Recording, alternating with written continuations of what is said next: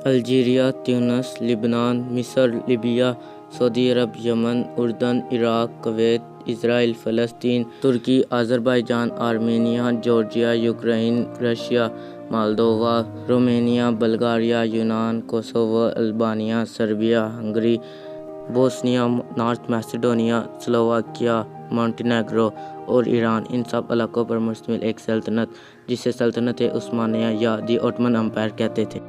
آج ہم اس سلطنت کی شروع کی 100 سالہ تاریخ کے بارے میں جانیں گے۔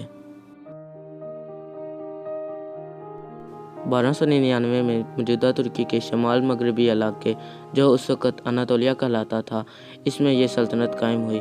اس سلطنت کے پہلے بانی کا نام عثمان غازی تھا۔ عثمان غازی ایک خانہ بدوش قبیلے کا سردار تھا جس نے اپنے قبیلے کو وسیع کر کے اور جنگیں کر کے اس سلطنت کو قائم کیا۔ اس قبیلے کا نام کائی قبیلہ تھا۔ سن 1317 میں بازنطین کے دارالحکومت قسطنطنیہ کے پاس ایک شہر تھا جسے بروسا کہتے ہیں۔ اس شہر پر عثمان نے حملہ کر کے اس کی گھیرا بندی کر لی۔ یہ جنگ 10 سال تک جاری رہی اور آخر میں عثمانی ترکوں کو اس جنگ میں فتح حاصل ہوئی۔ اس جنگ کے کچھ دنوں بعد عثمان کی وفات ہو گئی۔ اس کو اسی شہر میں دفنایا گیا۔ عثمان کی وفات کے بعد اس کا بیٹا اس کا جانشین ہوا۔ اس کا نام سلطان اورحان تھا۔ 14ویں صدی میں سلطنت عثمانیہ کے علاوہ 2 اور سلطنتیں بھی قائم ہوئیں۔ ان سلطنتوں کا نام کراسی سلطنت اور کرمانیہ سلطنت ہے۔ سلطان اورحان نے سب سے پہلے اپنی ہمسائے سلطنت بازنٹائن امپائر کے ساتھ جنگ کی۔ اس میں اس نے بہت سے قلعے اور شہر فتح کیے۔ یہ جنگ 1 سال تک جاری رہی اور اس سب علاقے کو بہیما کہا جاتا ہے۔ سلطان اورحان نے اس سب علاقے کو بہت جلدی فتح کر لیا اور بہت آسانی سے، اور بازنٹائن امپائر کو ایشیا سے باہر نکال دیا۔ اس سب کے بعد بازنطینی سلطنت ٹکڑے ٹکڑے ہو گئی اور 3 حصوں میں بانٹ گئی، ایک بازنطینی سلطنت، ایک بلغاریہ اور ایک سربیا۔ بازنطینی سلطنت کراسی سلطنت کی ایک مضبوط اتحادی تھی۔ بازنطینی سلطنت کے ٹکڑے ٹکڑے ہو جانے سے کراسی سلطنت بھی کمزور ہو گئی۔ اس سب کا فائدہ سلطنت عثمانیہ نے اٹھایا اور جنگ کا اعلان کر دیا۔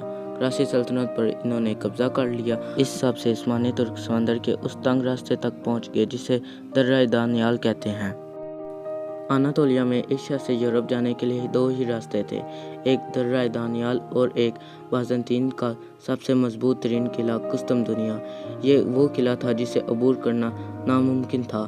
اس وجہ سے عثمانی ترک صرف ایک ہی راستے سے جا سکتے تھے، وہ راستہ درہ دانیال تھا۔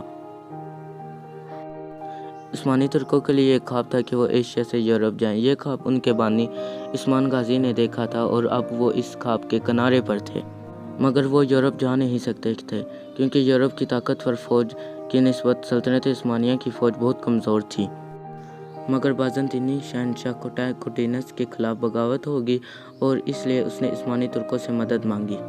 مگر سلطان اورحان نے ایک شرط رکھی کہ انہیں یورپ کے ایک علاقے نیلیپولی میں فوجی بیس بنانے دی جائے۔ بازنطینی شہنشاہ کو یہ فوج یورپ میں چاہیے تھی، اس وجہ سے وہ گیلیپولی میں فوجی بیس بنانے کے لیے رضامند ہو گئے۔ اس طرح عثمانی ترک بنا خون کا ایک قطرہ بہائے یورپ میں داخل ہو گئے، بے شک عارضی طور پر داخل ہوئے۔ سلطان اورحان نے اپنے بیٹے کے ہمراہ یہ فوج یورپ میں بھیجی تھی، مگر ان کے بیٹے نے یورپ میں پیش قدمی شروع کر دی اور بازنطین کے ایک علاقے تھریس پر قبضہ کرنا شروع کر دیا۔ اس سے بازنطینی فوج بہت ڈر گئی۔ اس لیے بازنطینی شہنشاہ نے سلطان اورحان سے کہا کہ وہ اپنی فوج کو لے کر واپس سلطنت عثمانیہ میں آ جائے، مگر سلطان نے آنے سے انکار کر دیا اور پیش قدمی جاری رکھی۔ اس طرح سلطنت عثمانیہ بازنطین کے مشرق میں بھی قائم ہوگی اور مغرب میں بھی قائم ہوگی۔ اس سب کے بعد سلطان اورحان کی وفات ہو گئی اور ان کا بیٹا مراد ثانی اگلا سلطان بنا۔ سلطان مراد ثانی نے یورپ میں پیش قدمی جاری رکھی اور تھریس پر قبضہ کرتے رہے۔ سلطان مراد ثانی نے گیلیپولی کے نزدیک ایک شہر جسے ایڈرین کہتے ہیں اسے فتح کر لیا اور اسے اپنی سلطنت کا نیا دارالحکومت بنا دیا۔ اس کے بعد سلطنت عثمانیہ کے ترک قبائل نے بغاوت کر لی۔ یہ بغاوت بہت بڑی بغاوت تھی۔ اس سے سلطنت عثمانیہ ٹکڑے ٹکڑے ہو سکتی تھی، مگر سلطان مراد ثانی نے اس بغاوت کو کامیابی سے کچل دیا اور سلطنت عثمانیہ کو محفوظ بنا لیا۔ اس کے بعد سربین امپائر نے سلطنت عثمانیہ پر حملہ کر دیا सर्बियन एम्पायर एक बहुत बड़ी सल्तनत थी, मगर उस्मानी तुर्कों ने सर्बियन एम्पायर को शिकस्त दी और सर्बियन एम्पायर टुकड़े टुकड़े हो गया और इसके बहुत से इलाकों पर सल्तनत उस्मानिया ने कब्जा कर लिया। सुल्तान मुराद सानी ने इसी यूरोपीय हिस्से से एक नई फौज तैयार की जिसे जैनिसरीज कहते हैं। यह वो फौज थी जिसने 100 साल बाद कुस्तम दुनिया को भी फतह करना था।